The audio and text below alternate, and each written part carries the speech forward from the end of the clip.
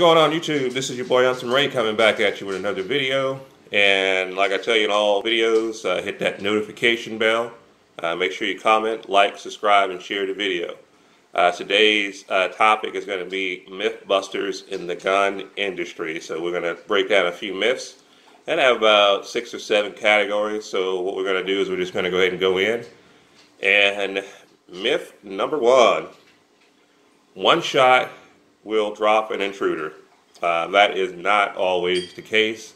As a matter of fact, most often not is the case as far as putting down an intruder on the very first shot. That is totally Hollywood.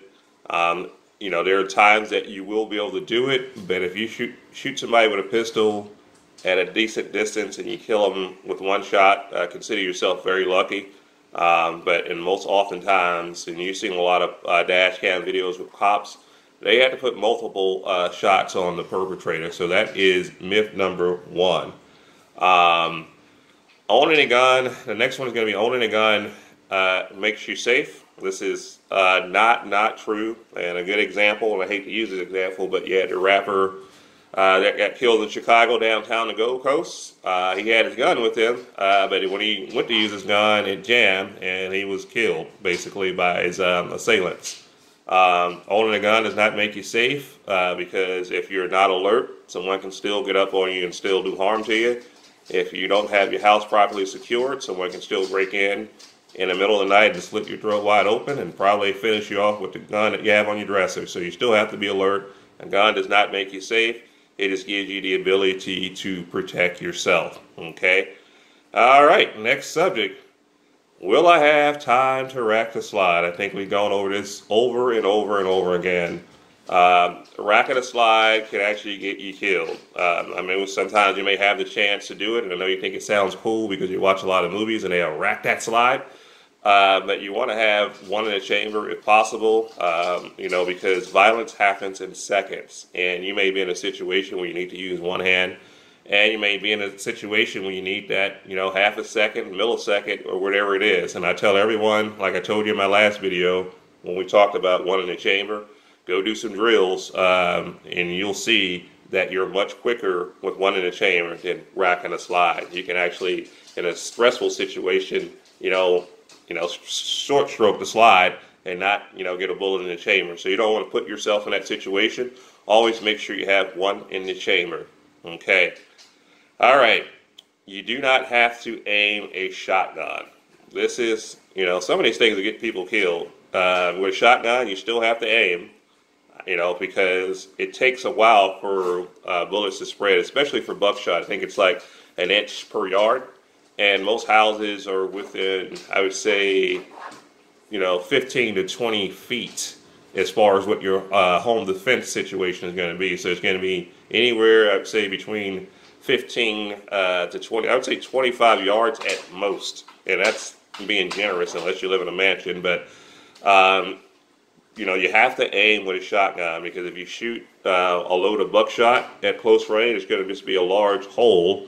And if you miss, you know, you miss, and you're not going to be able to shoot multiple shooters with one shot in a short space. So those are all myths. But again, if you shoot someone with buckshot at a close range, it's going to be one large wad. It's not going to be some mythical large spread. So you definitely want to aim. Okay, and since we're talking about shotguns, I want to talk about birdshot. I've heard several videos of people saying that birdshot is junk for home defense.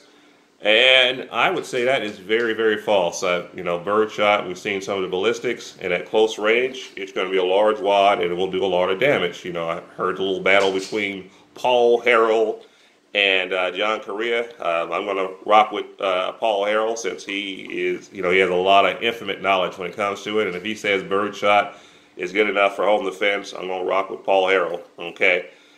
The word clip. Clip is not a word in the firearm community. If you use the word clip, you will be basically ostracized. The proper word is magazine. A clip is something that you put in a hairpan, or something you put in someone's hair. But the word clip is not a word in the firearm industry. So you don't want to use that word. Okay. Don't call it a clip. Okay. All right, low capacity firearms are junk. This is very, very false. I know a lot of, I was in a forum when people were saying revolvers are junk, and I have to disagree. It's based on your training. Break into Jerry Michulik's house and see if he won't be able to put you down with a revolver. I bet he will. It's all about your practice with any weapon that you have. Higher capacity gives you more room for error, but if you're proficient with any weapon, you can still get the job done. I use a shotgun that has 5+1 rounds as my main home defense weapon for my bump in the night setup, and I'm not worried at all because it's all about shot placement. And usually, when you're in a home defense situation or self-defense situation, you're gonna pop off 3 shots at most. And you guys can go ahead and check out the statistics, but you'll say about 3 shots at most. Okay, but low capacity guns are not junk.